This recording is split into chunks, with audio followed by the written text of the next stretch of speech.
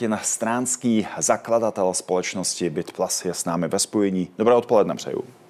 Dobré odpoledne. Čím to, že Bitcoin reaguje na obavy z obchodní války a obecně na geopolitickou nestabilitu, poklesám?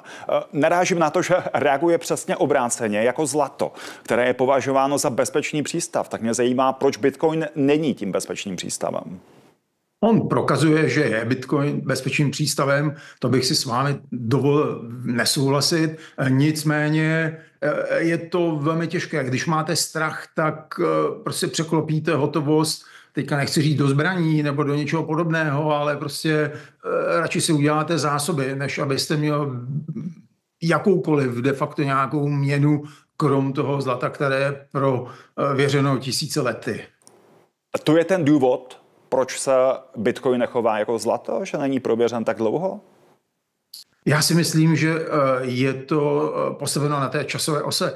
Vemte si Bitcoin 2.9, rok 2025, tak je tady s námi prostě pár let a zlato, ke kterému se upínáme takovou strašně dlouhou dobu, to jsou staletí, tisíciletí, čili s tím se těžko jakoby soupeří.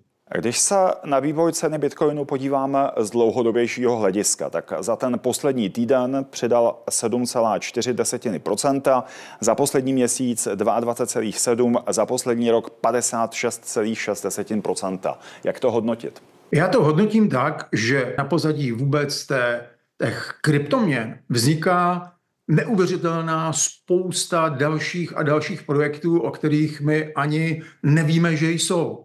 Já jsem si dovolil poslat 2 ukázky, které jsem chtěl a rád bych je okomentoval. Jedna je centrální depozitář cenných papírů, což je dceřiná společnost Pražské burzy. A představte si, že tato instituce je první v Evropě, nevím jak na světě, ale 100% první v Evropě, kdy akcie vaší společnosti, kdybyste nějakou měl, si můžete tokenizovat a nechat si je vést v podobě na blockchainu, který je specializovaný, uzavřený ten blockchain, ale stejně jako se vede jakákoliv jiná kryptoměna. My jsme na tuto technologii, protože mě fascinuje, převedli akcie naší společnosti od BTC Business, kde jsme dematerializovali ty akcie a udělali z nich tokeny. Kdyby byste si chtěl ode mě teďka koupit akcii, tak naprosto jednoduchým způsobem, když tam budete mít účet od centrálního depozitáře, tak mezi sebou během pár vteřin si